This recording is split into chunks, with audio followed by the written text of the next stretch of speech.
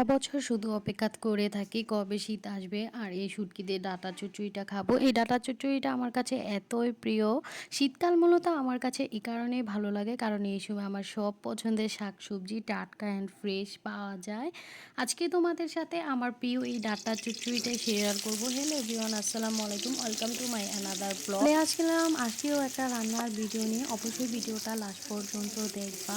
ফার্স্টে এখানে আমি একটা কড়াইতে পরিমাণ মতো তেল দিয়ে পেঁয়াজ রসুন কুচি কাঁচামরিচ কুচি দিয়ে ভেজে নিচ্ছি, তারপর শুটকিটাও দিয়ে ভেজে নিচ্ছি।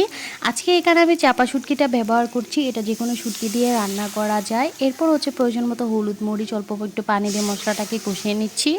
মশলাটা কষানো হয়ে গেলে কেটে রাখা আলু আর কাঁঠালের বিচি দিয়ে কষিয়ে নেব। ভাবতেছেন কাঁঠালের বিচি এখন কোথায় পেলাম? আচ্ছা, এইগুলো আমার মা সিজনের সময় কাঁঠালের বিচিটা সংগ্রহ করে রেখেছিল আর একদমই ভালো রয়েছে, যাতে সারা বছর খেতে পারি। আলু ও কাঁঠালের বিচিটা কষানো হয়ে গেলে ডাঁটাগুলো দিয়ে দেব। ডাঁটাগুলোকে দেখতে কতটা ফ্রেশ অ্যান্ড টাটকা লাগছে। শীতকালের এই কচি ডাঁটা দিয়ে এই ডাঁটা চচ্চড়িটা খেতে আমার খুবই ভালো লাগে আর সবসময় এটার জন্য আমি অপেক্ষা করি। মূলত এরকম নানা রকম সবজি পাওয়া যায় আর এই সবজিগুলো আমার খুবই পছন্দ আর আমি পছন্দের তরকারিও রান্না করে খেতে পারি। আর শুটকি তো আমার ফেভারিট, শুটকি বলতে আমি শুটকি লাভার। ডাঁটাগুলো কষানো হয়ে গেলে আমি এতে টমেটো কুচি দিয়ে দিব। সবজির মধ্যে আমার one of the most favourite সবজি এই টমেটো।